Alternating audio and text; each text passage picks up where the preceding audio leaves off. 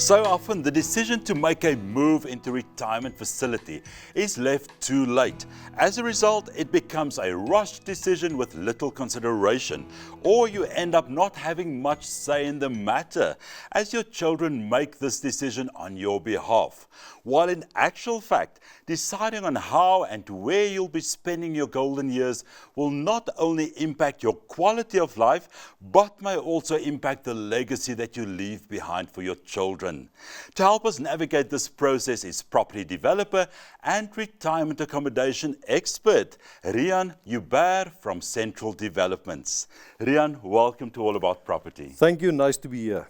Now, it is advisable to start considering retirement accommodation earlier in your life rather than later. Elaborate on this, please. Yeah, Cornelius, over the years we've seen many people making the decision to move to a retirement estate, and many times we see that people postpone that decision for too late a stage of their lives.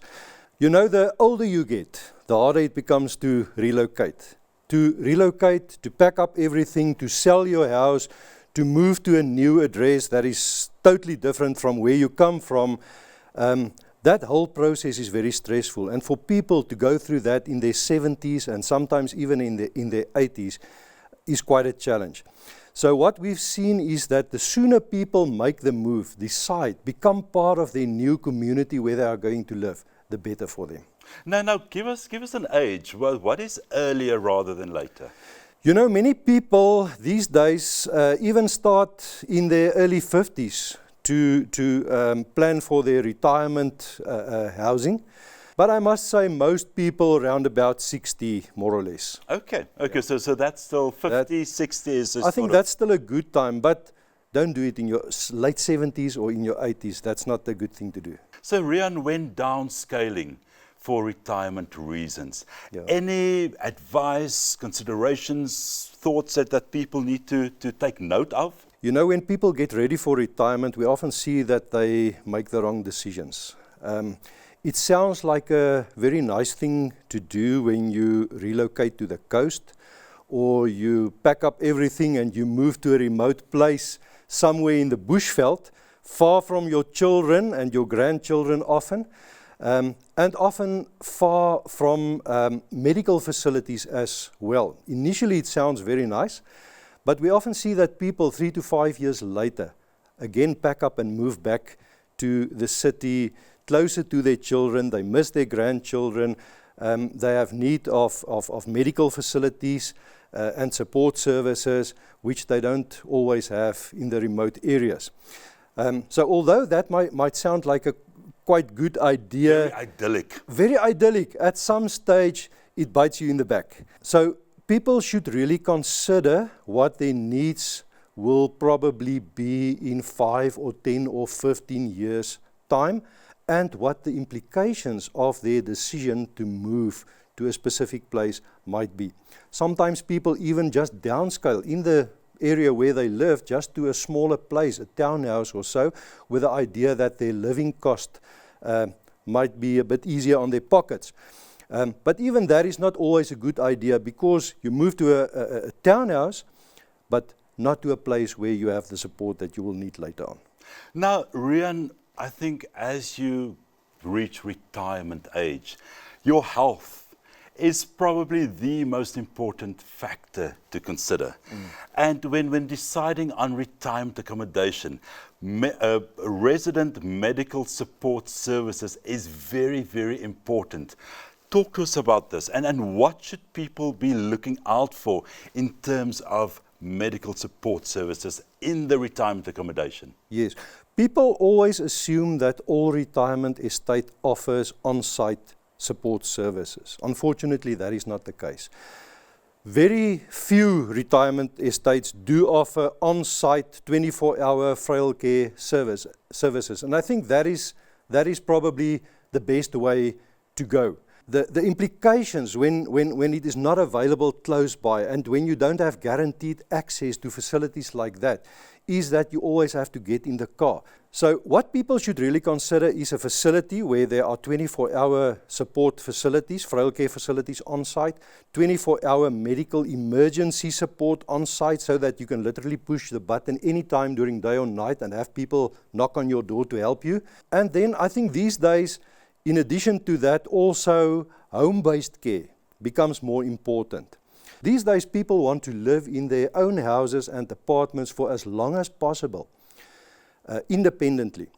That independence has a lot to do with the way we experience getting older and the dignity with which we grow older. So, Riaan, in South Africa, we have life rights, retirement accommodation, and we have sectional title, retirement accommodation. Please just shed light, what is the difference between the two? And in your professional experience and expertise, which one would you recommend and why? In short, life right is just that, the right to live in a property for the rest of your life. You don't get ownership, you don't buy ownership, you don't have the benefit of capital growth in the value of the property over the years that you live in that property. So you buy to live there for the rest of your life? You pay to live there for the rest of your life, and that's basically that. I am an advocate for full ownership, for sectional title retirement ownership. It has many benefits. For the first one of them being that you get the benefit of capital growth in the value of the property over the 5 or 10 or 20 or even 30 years that you live in that property. When you need to sell or move at a later stage, you sell at a market-related price and you are in the position to buy a similar property at the same price.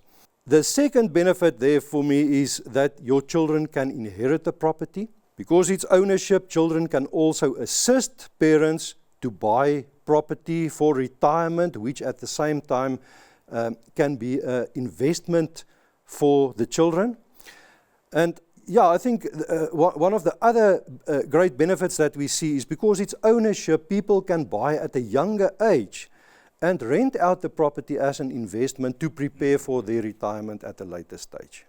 Now, Riaan, you also advise that people should consider the operational model of the retirement accommodation that they decide on. What do you mean with that? Yeah, the operational model obviously influences the operational costs of a retirement estate.